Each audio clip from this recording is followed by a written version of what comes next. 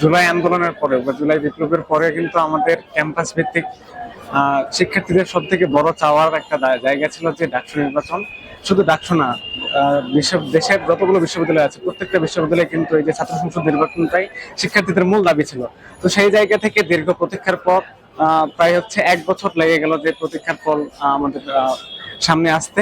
এটা সত্যি খুব হচ্ছে আমাদের জন্য আশার যে দীর্ঘ সময় আমরা দেখেছি যে ডাকসু না থাকলে বা ক্যাম্পাসগুলোতে ছাত্র সংসদ যদি চালু না থাকে সেক্ষেত্রে কি হয়, বা দলীয় রাজনৈতিক দলগুলো দলীয় প্রভাবগুলো কিভাবে হচ্ছে এখানে খুব বাজেভাবে ইম্প্যাক্ট ফেলে, এটা কিন্তু আমরা দেখেছি।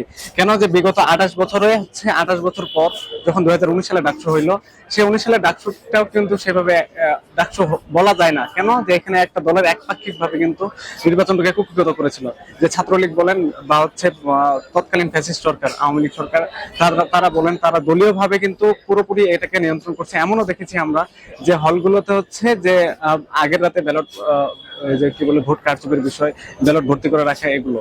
তো সেই জায়গা থেকে 2019-এর পরে হচ্ছে আবারও নতুন করে 24শে জুলাই অভ্যুত্থানের পরে আবার ডাকসু ফিরে আসছে।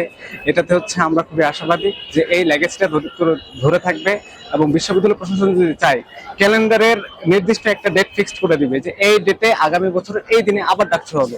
এই লেগেসিটা যদি একটা ধারা তৈরি করে দিতে পারে, তাহলে আমি মনে করবো যে নতুন করে কেউ ক্যাম্পাসগুলোতে স্বৈরাচারী মনোভাব পোষণ করতে পারবে না, নতুন করে কেউ ফ্যাসিস্ট হয়ে উঠতে পারবে না। তাদের যে ফ্যাসিস্টের কাঠামোগুলো, তাদের হচ্ছে ফ্যাসিস্ট হয়ে ওঠার জন্য যে উপাদানগুলো এলিমেন্টগুলো দরকার, জোরপূর্বক হচ্ছে গণরুম, গেস্ট রুম, এই যে বিষয়গুলো আছে, এগুলো আর নতুন করে ফিরে আসবে না বলে আমি মনে করি।